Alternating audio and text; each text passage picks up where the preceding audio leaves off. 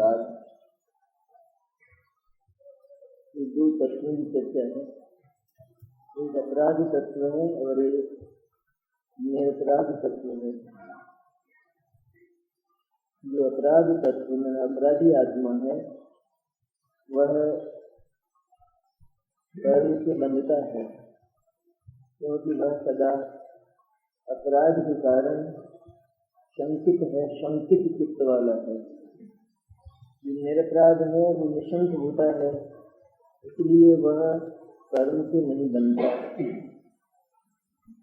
ऐसी एक वस्तु व्यवस्था का सुंदर प्रतिपादन आचार्य ने किया है। लौकिक उदाहरण से ही लोक में भी जो पुरुष अपराधी है वह सदा शंकावान होता है, भयभीत होता है और वह अनेक प्रकार के बंधनों से बांधा जाता है। जो निशंक होता है वह बंधनों के होते हुए भी बंधनों से बंधने की शंका में कभी प्रवर्तित नहीं होता। बंधन अपनी जगह रहते हैं, अपने स्थान पर रहते हैं। ज्ञानी के लिए कर्मण वर्गनाएं हैं तो सही, लेकिन वे अपनी जगह हैं। ये ज्ञानी के लिए नहीं है। तो ज्ञानी सदा निशंक है, जिसने केवल अपनी सत्ता को ही अपना घोषित किया और उसके अतिरिक्त सर्व पर सत्ताओं को पराया घोषित किया और ये घोषित किया, ये शपथ ली, ये सौगंध खाई कि संपूर्ण विश्व में एक अणुमात्र भी मेरा नहीं है, मैं इस पर कभी अनधिकार चेष्टा नहीं करूँगा। ये घोषणा जिसने की वह निरपराधी आत्मा सदा निशंक घूमता है सर्वलोक में। भगवान सिद्ध भी इसीलिए निशंक हैं, भगवान अनंत भी इसीलिए निशंक होते हैं और सारे ज्ञानी इसीलिए निशंक हैं क्योंकि उनका मन साफ है, उनका चित्त साफ है। चित्त में थोड़ा भी कालुष और मैल नहीं है, इसलिए वे सदा निशंक रहते हैं। यहाँ मोक्ष का आधार रूप जो निशंकता है वो क्या है? मोक्ष के आधारभूत निशंकता क्या है? जिस निशंकता से मोक्ष होता है वो क्या है? केवल एक शुद्ध आत्मा ही मैं हूँ। आत्मा को शुद्ध कहा, शुद्ध माना और फिर घोषणा की कि मैं केवल शुद्ध आत्मा ही हूँ। शुद्ध कहा, उसमें क्या कहना है ज्ञानियों को और आचार्यों को? मेरे आत्मा में कोई मिलावट नहीं है, मैं खालिश हूँ एकदम। क्योंकि मेरी आत्मा में, मेरी सत्ता में किसी दूसरे की मिलावट, किसी दूसरे का मिश्रण, किसी दूसरे का ग्रहण और किसी दूसरे का त्याग नहीं है। इस तरह मेरा आत्मा शुद्ध है और मैं तो केवल वह बिना मिलावट वाला शुद्ध आत्मा ही हूँ। ऐसी घोषणा जिसने की उसके प्रति सारा जगत भी निशंक हो गया। ये तो स्वयं निशंक हुआ ही, लेकिन सारा जगत, सारी कर्माण वर्गनाएं वे निश्चिंत हो गई इस ज्ञानी के प्रति। वहां तो हमको जाना ही नहीं, क्यों उससे हमको कोई काम नहीं। ज्ञानी के परिणामों से कर्मान वर्गनान में स्पंदन नहीं होता।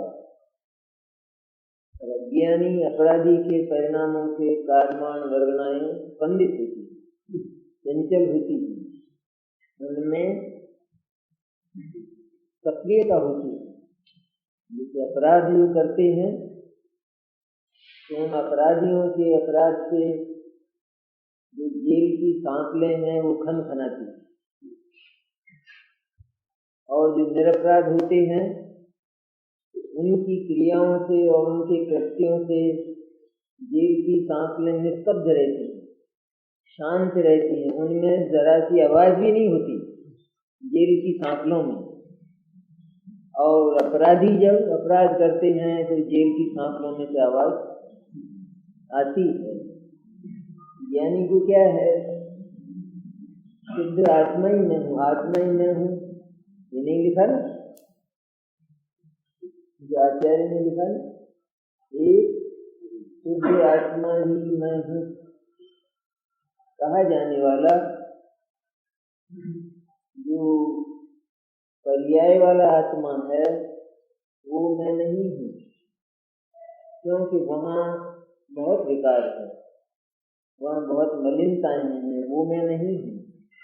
लेकिन जो सदा ही शुद्ध रहा है, शुद्ध रहने वाला है, क्योंकि वह मिलावट वाला नहीं है, उसमें कोई ग्रहण और त्याग नहीं है, उसको किसी की अपेक्षा आत्मा तब रहे तो जब कोई दूसरा हो, आत्मा तब रहे तो जब कर्म का नाश हो। ऐसी अपेक्षा आत्मा में बिल्कुल, पर्याय में विकार हो जाए तो आत्मा की शुद्धता संकट में पड़ जाए, ऐसा नहीं। इसलिए वह आत्मा, वह शुद्ध आत्मा बिल्कुल निरपेक्ष है, क्योंकि जो अपेक्षा वाला होता है तो उसमें उन अपेक्षाओं के पैदा होने पर परिवर्तन हो जाता है, फर्क पड़ जाता है।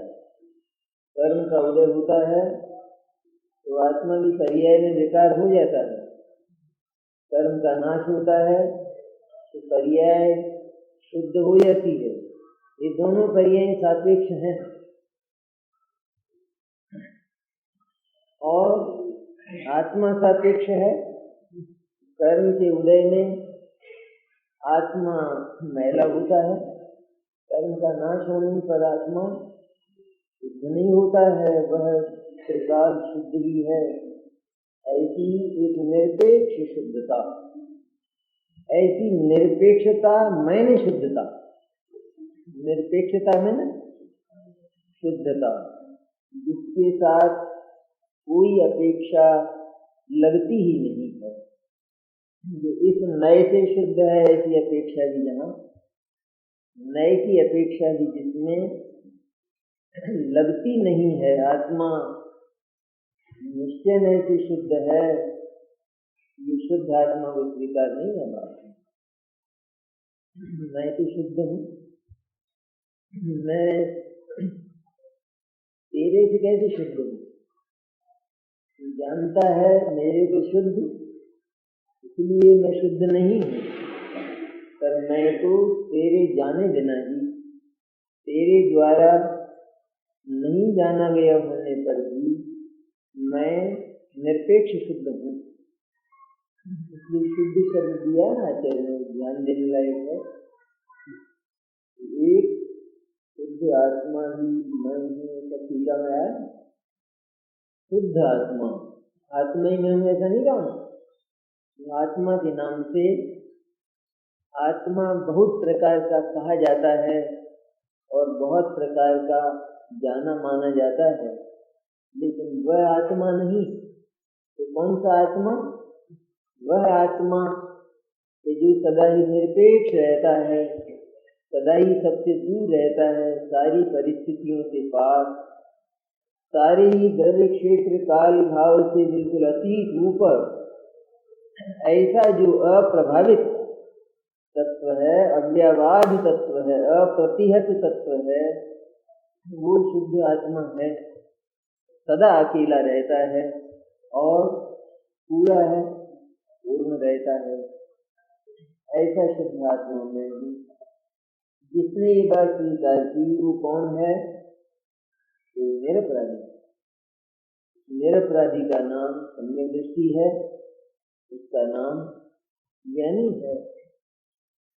विकार तो होता है सम्यक दृष्टि को भी।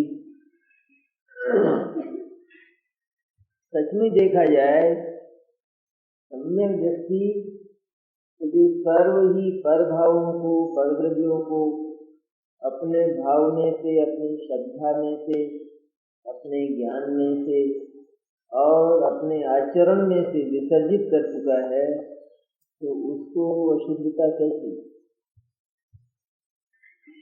फिर भी देखी जाती है ना? चारित्रिक अशुद्धता देखी जाती है। तो चारित्रिक अशुद्धता भी केवल उसकी बेबसी है, लाचारी है, वास्तव में अशुद्धता नहीं। ट्रस्ट के ट्रस्टी होते हैं, करोड़ों रुपए का ट्रस्ट है ना दुनिया में लोगों के, उसके ट्रस्टी होते हैं। तो वो काम करते हैं, उस रुपये की व्यवस्था करते हैं, वो रुपया किसी को देते हैं, फिर वो रुपया वापस लेते हैं, नहीं आवे तो उसके लिए झगड़ा करते हैं, कोर्ट केस करते हैं, ये सब करते हैं। लेकिन वो क्या करते हैं? प्रश्न ये कैलाश जी, वो क्या करते हैं? वो करते हैं तो वो नहीं करते हैं, करते हैं नहीं करते। करता हुआ केवल देखा जाता है, लेकिन वो क्या करता है? तो वो क्यों नहीं करता है कि वो उसका करता ही तो नहीं है, वरना ट्रस्टी कैसे होता? जो ट्रस्टी है उसको करता कहते हैं? नहीं कहते हैं ना। जो करता है वो ट्रस्टी नहीं हो सकता, करता तो अधिकारी होता है। इसलिए जो मूल में ही करता नहीं है तो वो क्या कर सकता है? वो सचमुच कुछ करता ही नहीं है, लेकिन जो कुछ करता हुआ देखा जाता है तो वह एक बेबसी है, उसमें भी उसका अकर्तृत्व सुरक्षित है। बिल्कुल एक नया पैसा भी मेरा, और काम कितना करता हुआ देखा जाता है? बहुत काम करता है। वो उसकी एक लौकिक लाचारी और लौकिक बेबसी है। तो लोग कहते हैं आपको ही ये काम करना पड़ेगा, उसको भी विचार आ जाता है कि कर लें वरना काम बिगड़ जाए, लेकिन करता है, करता नहीं।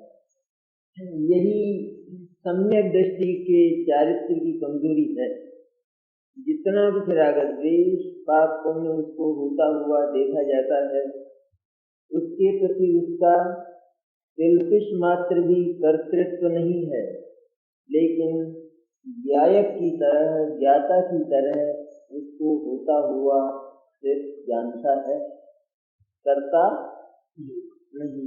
उसका वो प्राकरणिक नहीं है, उस प्रकरण का स्वामित्व उसको नहीं है, लेकिन एक लाचारी है, क्योंकि वह तो पुण्य और पाप से प्रारंभ में ही आत्मा की पहली अनुभूति में संबंध तोड़ चुका है, इसलिए वह कभी भी उनका कर्ता नहीं हो सकता। जब कर्ता नहीं है और वे होते हैं तो क्या रहा?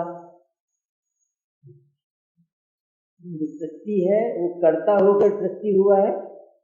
नहीं हुआ है। तो जो हो रहा है उसके साथ उसका क्या संबंध है? तो सिर्फ जानने मात्र का संबंध है। और ट्रस्ट का लाखों रुपया डूब गया तो ट्रस्टी को क्या हुआ? भरा उसने?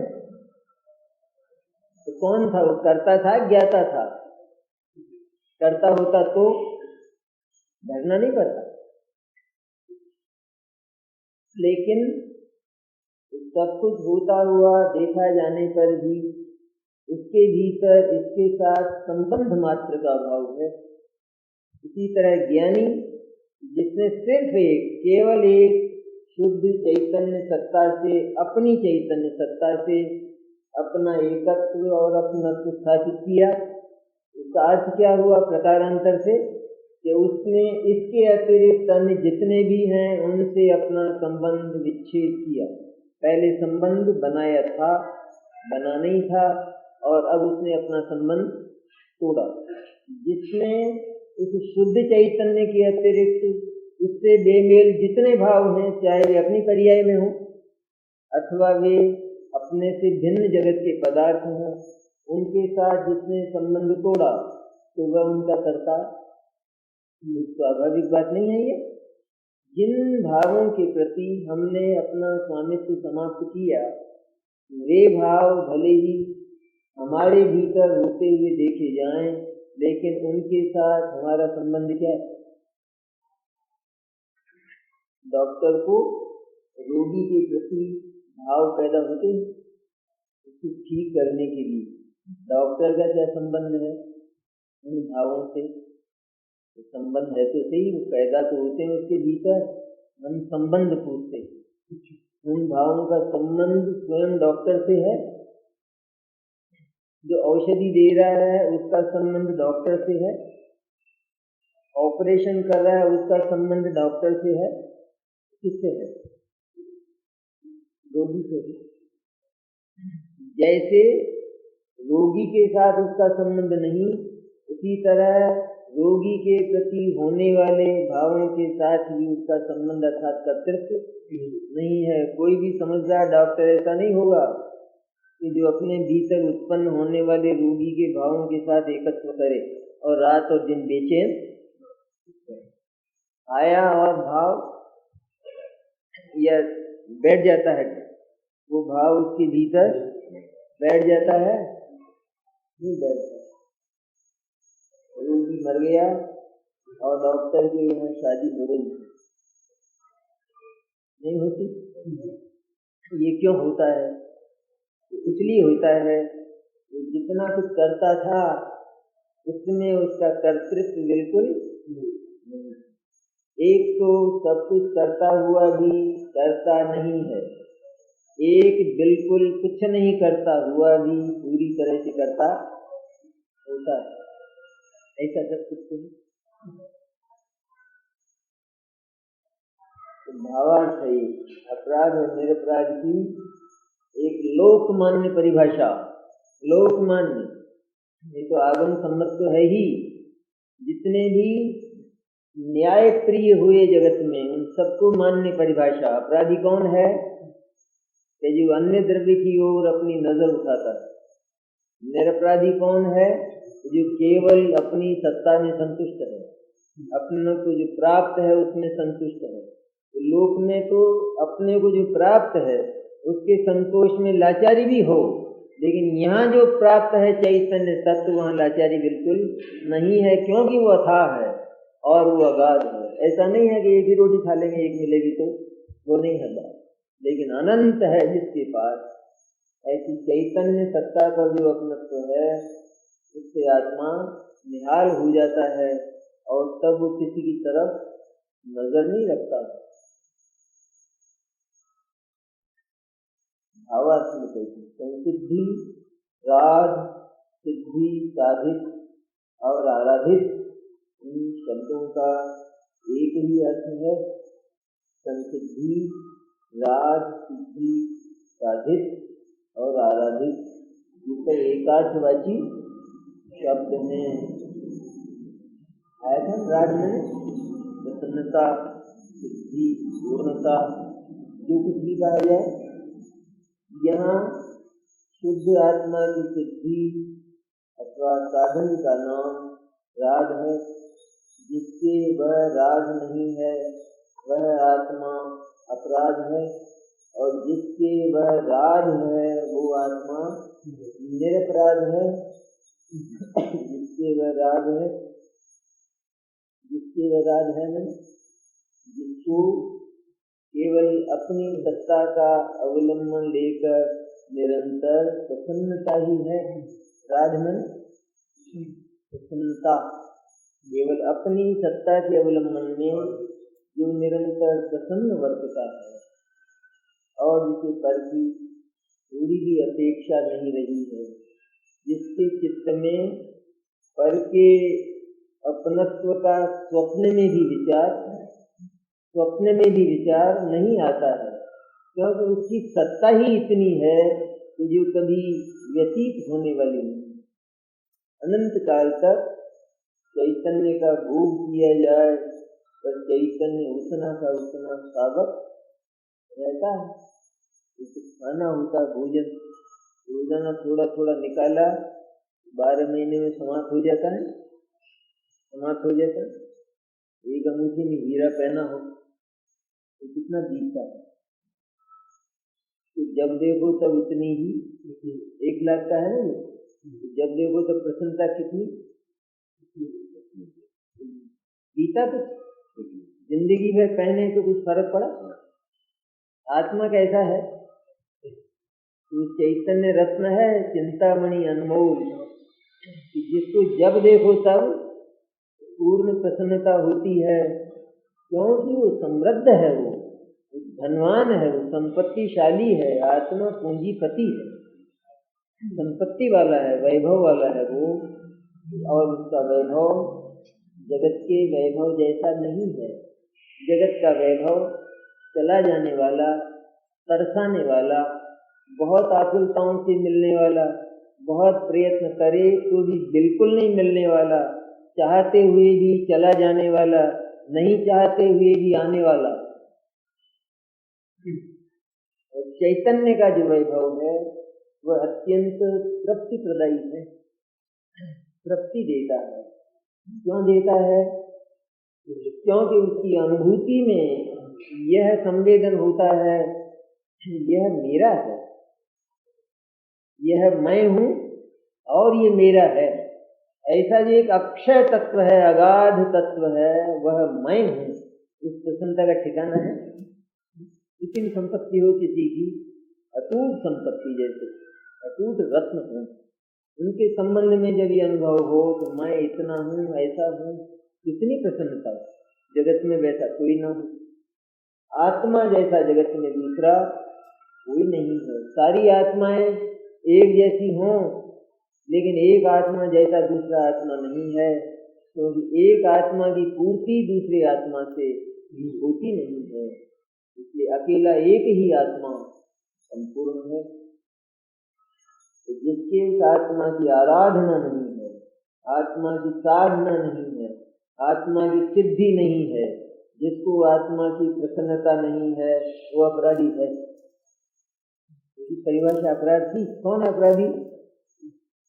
जिसको यह नहीं है तो क्या है, तो उसको अनंत अपराध है। क्योंकि विश्व अनंत है, इसलिए उसके अपराध भी अनंत है। जिसको एक आत्मा में संतोष नहीं है तो वो अनंत अपराधी है, क्योंकि उसकी वृत्ति अनंत वस्तुओं में अटकी है, अनंत वस्तुओं में एकत्व करके पड़ी हुई है, इसलिए वो महान अपराधी है। और जिसकी वो राग है, प्रसन्नता है, आराधना है, साधना है, वह आत्मा निरपराध है। जिसका मोक्ष तत्व है ना, मोक्ष अधिकार है ना, किसकी बात करते हैं? अभी यही की करते हैं ना बात। पहले तो शुद्ध चैतन्य का स्वरूप तो आचार्य ने बताया ही थे, उसको तो किसी अधिकार में भूले ही नहीं। वो चैतन्य शुद्ध है, बिल्कुल पवित्र है, बिना मिलावट का है, आदान प्रदान से रहित है। उस चैतन्य को जिसने अपनी स्वीकृति दी, यही मैं हूँ, इतना ही मैं हूँ, यही मेरा है, ऐसी स्वीकृति जिसने दी, उसके सारे अपराधों का अंत हो गया। निरपराध है। चैतन्य की सत्ता की अनुभूति में निरंतर प्रसन्न है, प्रसन्न, वो आत्मा निरपराधी है। नाराज है वो अपराधी है। जिसका अपराध है उसे बंध की शंका होती है, इसलिए वह स्वयं अशुद्ध होने से अनाराधक है। जिसका अपराध है, जिसने शुद्ध चैतन्य के अतिरिक्त किसी भी भाव पर अपना अधिकार माना, तो वो आत्मा अपराधी है और उसे निरंतर शंका होती है। अथवा शंका होती है इसलिए वो अपराधी है, अपराधी है इसलिए उसे शंका होती है। और अपराध नहीं दिखाई दे तो जो कार्य है शंका रूप, उससे अनुमान करना कि ये अपराधी है, अन्यथा इसे शंका क्यों है? नहीं, किसी से कोई बात पूछी जाए और उसकी जिह्वा जवाब में तुतलाती हो और पैर कांपते हो, क्या सिद्ध करते? तो जवाब क्यों नहीं देते? क्या बात है? पता उस कार्य से पता नहीं चलता उसके अपराध का। यहाँ चैतन्य के अतिरिक्त एक अणु मात्र भी, अंश मात्र भी आश्रव बंध आदि का अथवा उद्गल धर्म धर्म आकाश काल का जरा सा भी हिस्सा आत्मा का नहीं है। जिसने उन पर अपना अधिकार किया वो अपराधी है और वो निरंतर शंकित चित्त होता है, निरंतर उसको शंका होती है। कभी पाप परिणाम से डरता है, कभी पुण्य से हर्षित होता है। पुण्य के प्रति जिसको निरंतर ये बेचैनी रहती है, ये भाव चला न जाए, है शंका नहीं है। जिसको पुण्य भाव के प्रति प्रीति है वो सदा सशंक है, शंका वाला है। क्यों शंका वाला है? क्योंकि वह भाव आत्मा का नहीं है और वो जाता है तो इसके जाने के प्रति इसको ये जाने नहीं देना चाहता है, क्योंकि इसने उस पर अधिकार किया। इसी तरह संसार के जगत के पदार्थ शंका होती है नहीं? जितनी भी हमारे बाह्य जीवन की सामग्री होती है उनके प्रति शंका होती है कि नहीं? रसोई की किवाड़ लगाओ वरना बिल्ली आएगी, क्यों लगाते? क्या शंका ही क्या? शंका क्यों होती है? ये अपराधी है। क्या अपराध है? ये रसोई इसकी नहीं है और ये अपनी रसोई मानता है, वरना शंका हो। जिसके रसोई नहीं है उसको शंका है, जिसके कपड़ा नहीं है उसको शंका है, जिसकी दुकान नहीं है उसको शंका है। किसको है शंका? मुनि महाराज को है शंका। तो जिसको शंका है वो अपराधी है कि नहीं? तो क्यों है तुमको शंका? शंका क्यों है तुमको? शंका इसलिए है कि सचमुच वो वस्तु ही इसकी नहीं है, रहने वाली नहीं है। जो रहने वाली नहीं है तो वो इसकी नहीं हो सकती। जो इसकी है वह कभी जा नहीं सकती और जो चली जाती है वो इसकी कभी हो नहीं सकती। तो ये कहता है ये चली जाए तो चल जाए तो तेरा क्या बिगड़ता है? तो चली जाए इसका अर्थ ही है कि तेरी नहीं है और तूने इस पर अपनी घोषणा की है, इसलिए तुझे निरंतर शंका होती है। कोई देख न ले, शंका किसको होती है? कोई देख न ले तो किसको होती है शंका? अपराधी को। जगत का हर तत्व उसके प्रति अधिकार करने वाला आत्मा सदा ही शंकित रहता है, चली न जाए, आ न जाए, ये शंकाओं से चित्त सदा ग्रस्त रहता है। और क्यों है वो शंकित? क्योंकि जो उसका नहीं है पदार्थ उसको उसने अपना मान लिया है। जो निश्चित रूप में जाता ही है, जिसका अधिकारी कोई दूसरा है, उसको उसका अधिकारी है वो उसको ले जाता है और यह उस पर अपने अधिकार की घोषणा करता है, इसलिए शंकित रहता है निरंतर।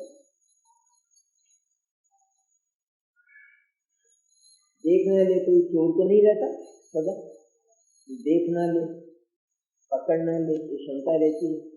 इसी तरह किसी भी पदार्थ के प्रति चला न जाए, इसको कोई ले न जाए, इसको कोई देख न ले, इसको कोई चुरा न ले, ये जो शंका होती है तो क्यों होती है? कहते हैं शंका यदि मेरा है इसलिए शंका होती है। आचार्य क्या कहते हैं? ये तो क्या कहता है? मेरा है इसलिए शंका होती है। और आचार्य का जवाब क्या है? क्या है जवाब? अगर तेरा नहीं है इसलिए शंका होती है। अगर तेरा ही होता तो जाता कैसे?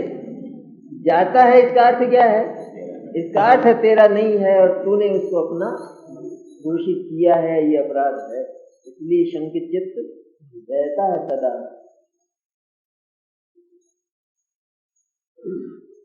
जो निरपराध है तो जो सापराध है उसे बंध की शंका होती है, इसलिए वह स्वयं अशुद्ध होने से अनाराधक है। वो आत्मा की आराधना करने वाला, वो आत्मा को अपना घोषित करने वाला, आत्मा की सत्ता पर एकांत अपने स्वत्व की घोषणा करने वाला नहीं है, पर वो जगत के स्वत्व पर अपनी घोषणा करता है। इसलिए वह अनाराधक है, इसलिए वो अपराधी है। देखो शब्द देखो, वो असिद्ध है, वो अनाराध है, वो असिद्धि है, वो असाधित है, और वो अनाराधित है। वो आराधक नहीं है, पर वो तो अपराधी है, आराधक नहीं। करता मैं घोषणा, मैं तब करता हूँ, मैं इंद्रियों का दमन करता हूँ, मैं महाव्रत पालता हूँ, समिति पालता हूँ, गुप्ती पालता हूँ, मैं एरिया समिति से चलता हूँ, मैं निर्दोष आहार लेता हूँ। अनाराधक, आराधक नहीं है, जिस पर उसका कोई अधिकार ही नहीं है, थोड़ा भी अधिकार नहीं है, जिसके अभाव से ही हो रहा है, जिसके अभाव में ही हो रहा है, और जिसके अभाव में ही उसकी सर्व सिद्धि होने वाली है, वो आराधना कैसी? जिस आराधना का अभाव होने पर सिद्धि हो, वो आराधना कैसी है? तो इस आराधना का तो अभाव होता है। व्रत समिति आदि की जो आराधना है, उसका अभाव होता है, सद्भाव रहता है, अभाव होता है। आराधना का अभाव हो,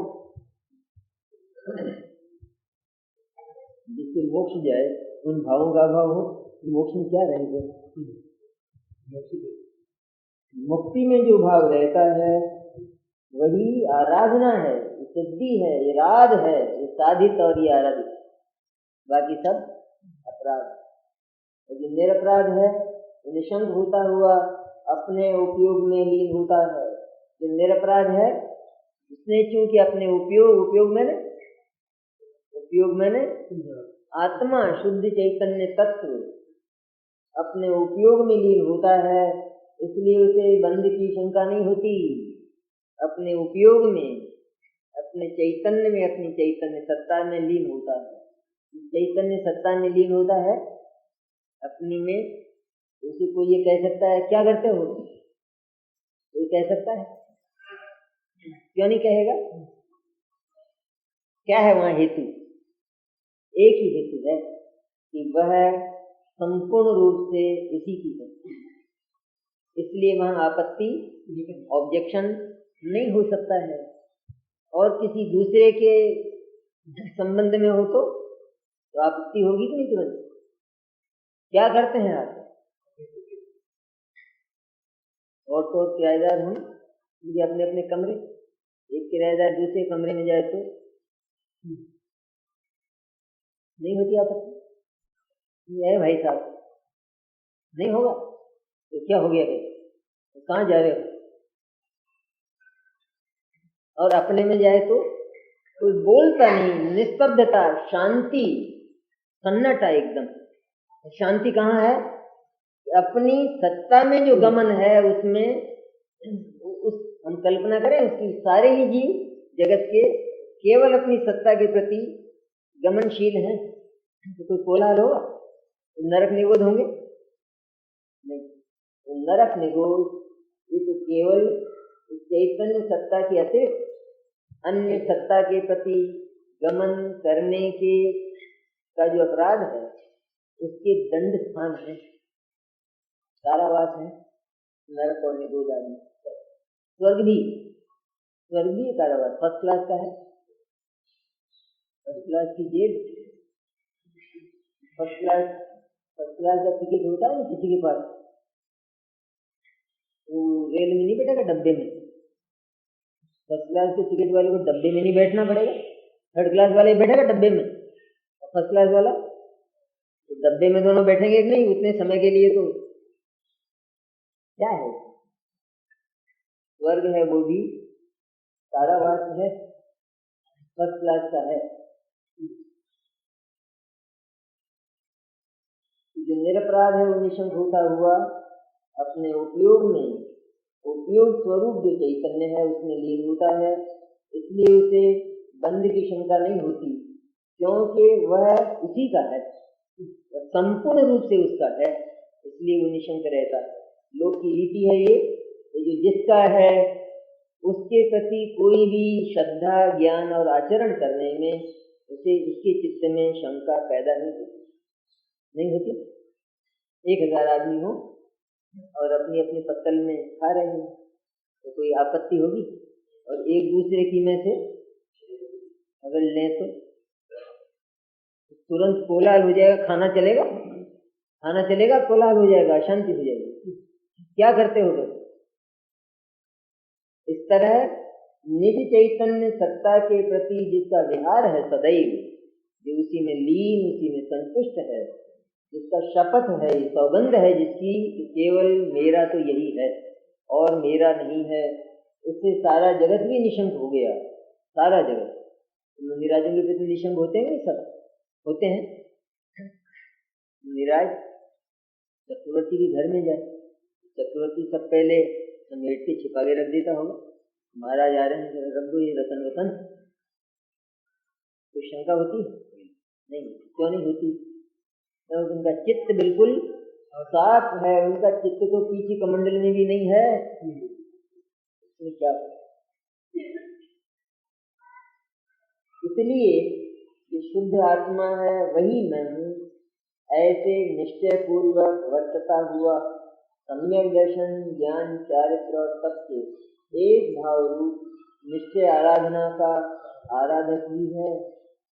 एक बात में चार बातें आई, काम करना है एक, और उसमें एक साथ चार काम होते हैं बराबर, उसमें एक साथ चार परिणति होती है।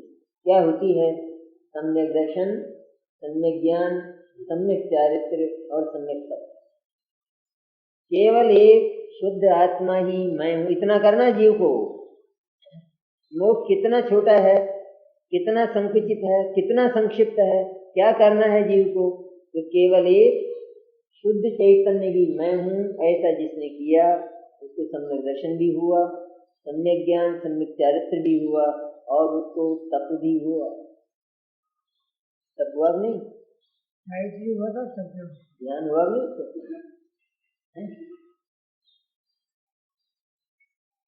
लीनता का नाम ही तो ध्यान है। लीनता का नाम ही तो ध्यान है। साधक दशा है नहीं, इतने भेदों भगवान में थोड़ी तप होगा। साधन है ना तप, जिससे चारित्र प्रकट होता है और चारित्र का विकास होता है। एक भाव रूप निश्चय आराधना का आराधक ही है, जिसने शुद्ध चैतन्य को अपना घोषित किया। वह जीव निरंतर चार आराधना में प्रवर्तता है, वो निरंतर चार प्रकार की आराधना का पालन करता है। उसकी वृत्ति, उसकी पर्याय में क्या होता है? वो निरंतर चार प्रकार की आराधना को पालता है। असल में पालता क्या है? तो केवल एक शुद्ध चैतन्य ही मैं हूँ। जिसने ऐसा किया उसको चार आराधना का प्रादुर्भाव हुआ, चार पर्याय उसको एक साथ प्रकट होती है, इसलिए वो आराधक है। और जो अज्ञानी है मिथ्या दृष्टि, वह विराधक है, वह आराधक नहीं, क्योंकि केवल शुद्ध आत्मा में संतुष्ट न होकर जगत के पदार्थों में संतुष्ट है। वे पदार्थ बिल्कुल दूसरे के हैं और जिन पर इसका कोई अधिकार नहीं है। इसका चित्त निरंतर वहां रहता है, इसलिए अपराधी। ज्ञानी का चित्त निरंतर अपने सदन में रहता है, घर में रहता है, इसलिए वो आराधक, इसलिए वह निरपराध।